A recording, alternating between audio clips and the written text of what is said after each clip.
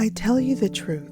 Anyone who sneaks over a wall of a sheepfold rather than going through the gate must surely be a thief and a robber. But the one who enters through the gate is the shepherd of the sheep. The gatekeeper opens the gate for him, and the sheep recognize his voice and come to him. He calls his own sheep by name and leads them out. After he has gathered his own flock, he walks ahead of them, and they follow him because they know his voice. They won't follow a stranger. They will run from him because they don't know his voice. Those who heard Jesus use this illustration didn't understand what he meant, so he explained it to them. I tell you the truth. I am the gate for the sheep.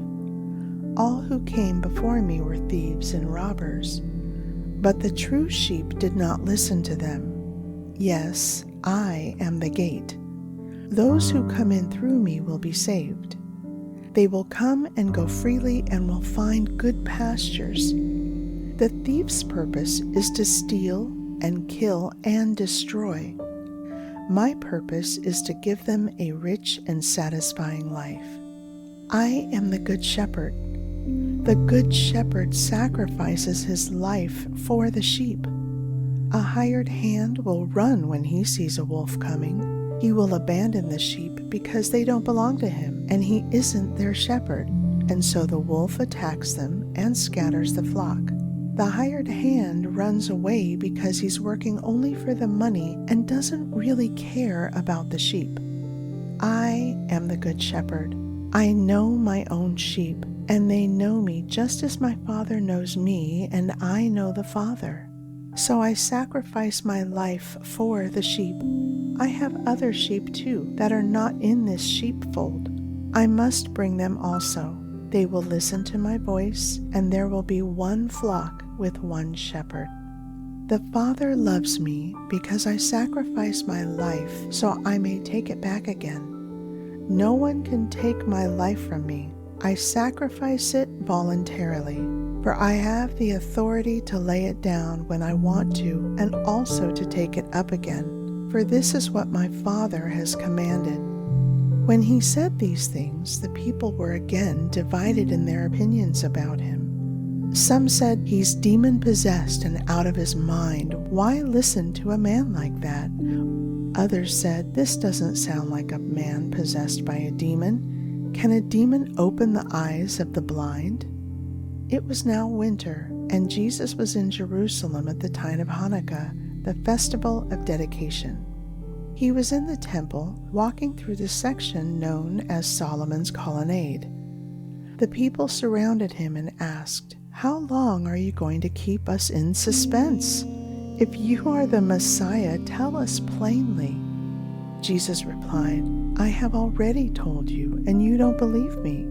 The proof is the work I do in my Father's name, but you don't believe me because you are not my sheep. My sheep listen to my voice. I know them and they follow me. I give them eternal life, and they will never perish. No one can snatch them away from me, for my Father has given them to me, and he is more powerful than anyone else. No one can snatch them from the Father's hand. The Father and I are one." Once again, the people picked up stones to kill him. Jesus said, "At my Father's direction I have done many good works. For which one are you going to stone me?"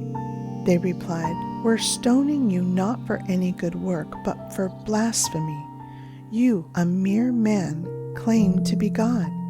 Jesus replied, "It is written in your own scriptures that God said to certain leaders of the people, 'I say you are gods.'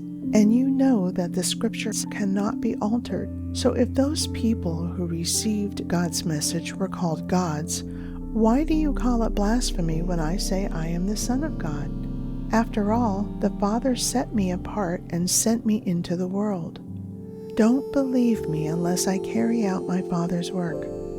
But if I do his work, believe in the evidence of the miraculous works I have done. Even if you don't believe me, then you will know and understand that the Father is in me and I am in the Father."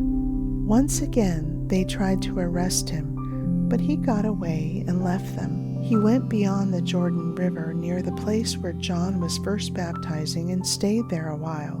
And many followed him. John didn't perform miraculous signs, they remarked to one another, but everything he said about this man has come true, and many who were there believed in Jesus.